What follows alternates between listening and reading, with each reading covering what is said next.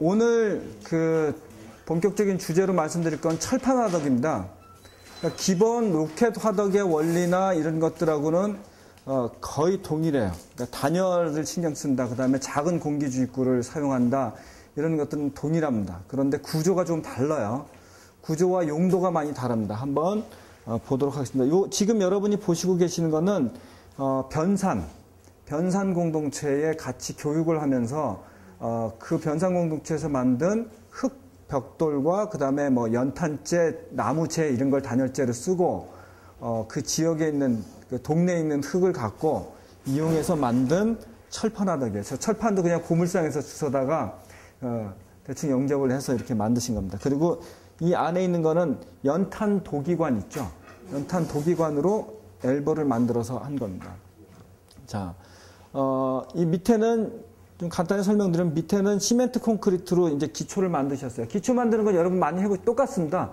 자갈도랑 파고, 자갈 채우고, 그 다음에 시멘트 콘크리트 하고요. 좌대, 여기 이렇게 세 개가 놓여 있는 게 뭐냐면 시멘트 블록이에요. 블록을 세 줄로 하고, 그 다음에 블록을 다시 이렇게 놔서 좌대를 만들었어요.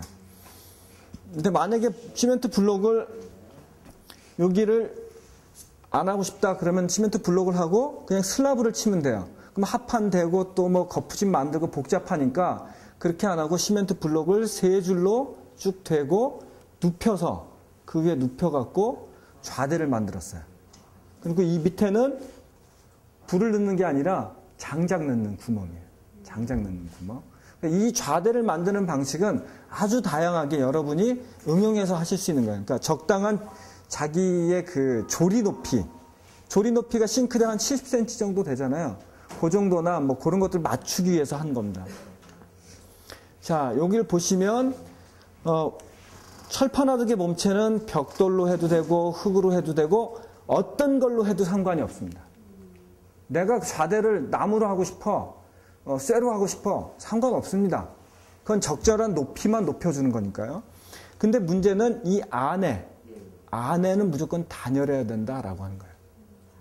예, 그 다음에 이 부분, 이 연소 부분, 로켓 엘보라고 하는 부분은 전에 우리가 그 강의를 통해서 소개했던 로켓 엘보의 공식들이 있죠. 화구의 크기는 크면 좋지 않다.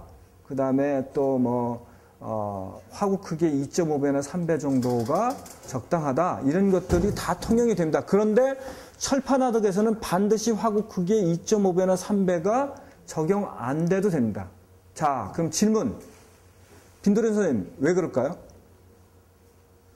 자, 여기 철판 화덕에서는 우리가 로켓 엘보 할 때 화구 높이의 2.5배 정도로 연소 기둥을 만든다 이렇게 얘기했잖아요.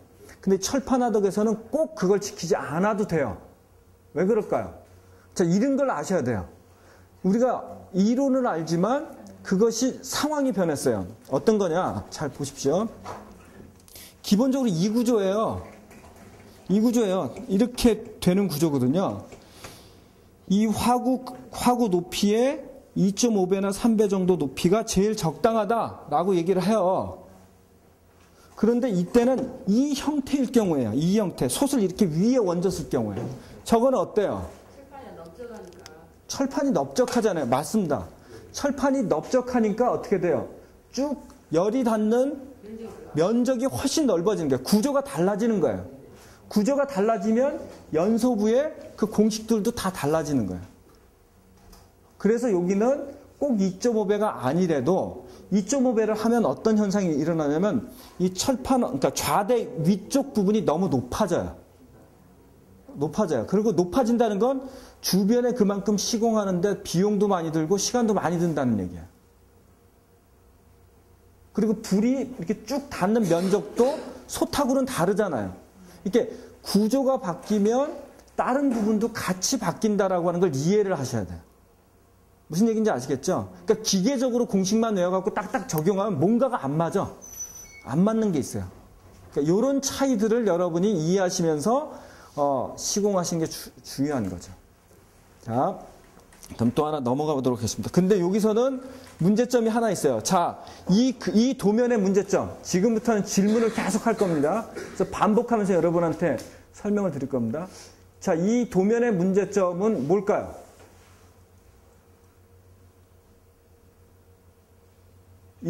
여러분이 만약에 진짜 어떤 그 기술적 수준이 딱 돼 있다 그러면 도면 딱 보고 아 저기 어디 문제점이 있다 딱 보여야 돼요.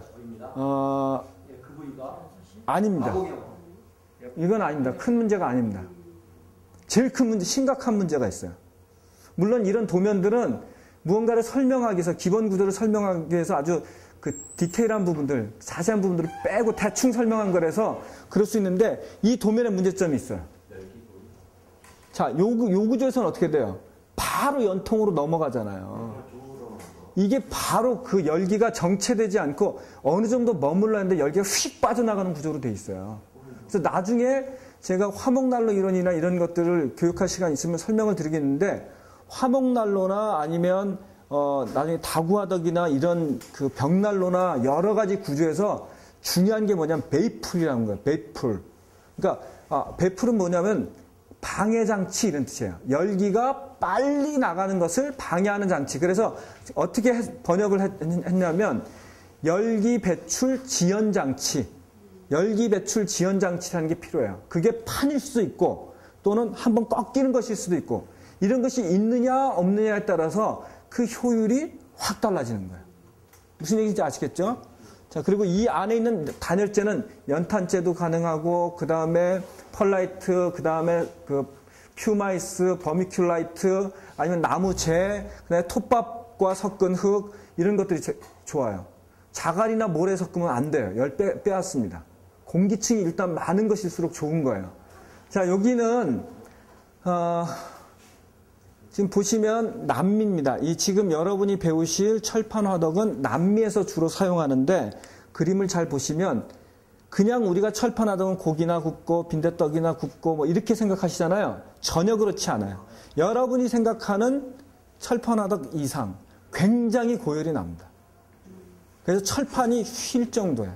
그래서 철판을 4.5T, 그러니까 4.5T 그러면 두께를 얘기하는 거예요. 그래서 4.5mm, 5mm 이렇게 두꺼운 걸 쓰지 않으면 철판이 휙 휘어요.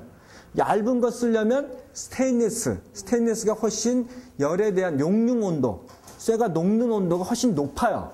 그래서 스테인리스는 대신 비싸죠.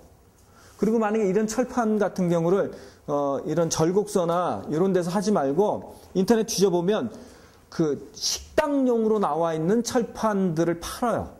아주 잘 만들어진 것들이 있어요. 그런 걸 사갖고 장착을 하셔도 돼요. 내가 뭐 이런 데 가기 싫다 그러면 용도도 굉장히 다양합니다. 자, 그래서 이렇게 밥도 하고 국도 하고 동시에 여러 가지를 할 수가 있습니다. 자, 우리 같이 한번 저를 따라해 보겠습니다. 사진에는 정보가 많다. 사진을 분석하자. 자, 딱 이 손 딱 드시고 자기 눈을 가리키면서 예리한 눈으로 사진 정보를 분석하자. 아주 중요합니다. 사람들이 글로만 보는데 글로는 이런 시공과 관련된 건 글로 표현하는데 아주 한계가 있어요.